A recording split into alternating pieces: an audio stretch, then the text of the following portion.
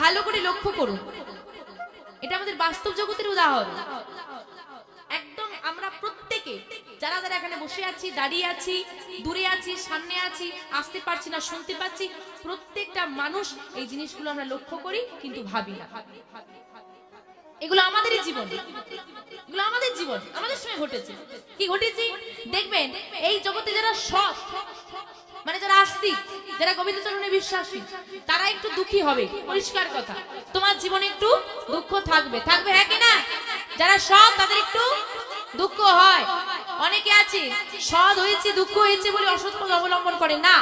একটা কথা মনে রাখবে গো, একটা টক আমের গাছ, একটা মিষ্টি আমের গাছ, বাচ্চারা গিয়ে কোন গাছটাই বেশি ঢিল ফিকবে?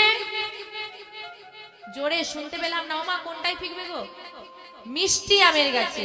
এখান থেকে কি প্রমাণ পাওয়া যায়?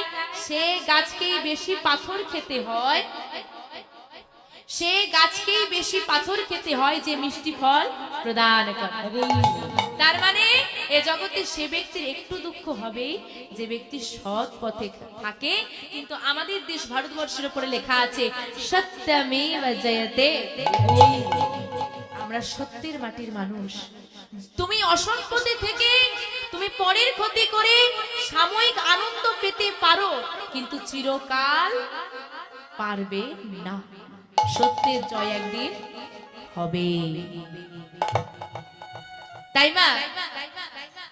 যারা একটু সৎ পথে থাকে তাদের কষ্ট হয়, আর তাদেরকে এই নাস্তিক সম্প্রদায়ভুক্ত মানুষগুলো গ্রাস করতে চায়, চেপে ধরে। ঠিক না মা? প্রমাণ চাই। যদি কেউ অল্প বয়সে গুরুচরণ আশ্রয় করে কণ্ঠে তুলসীর মালা পরে, আশেপাশের লোক কি বলে? ওরে বাবাজি হয়েছে, এই বয়সে তলে তলে কেমন বাবাজি হয়েছে দেখি। মানে এটা হচ্ছে পেছনে লাগা যাকে বলে।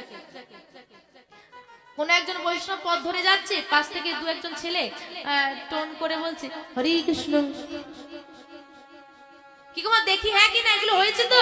আচ্ছা মা, যারা অল্প বয়সে কণ্ঠে তুলসীর মালা পড়েছেন, আমি জানি না কতজনের গলায় আছে, যারা পড়েছে, এই রকম পরিস্থিতির সম্মুখীন কারা কারা হয়েছে যে সবাই বলছে এই বয়সে কেন মালা পড়েছিস? হয়েছে?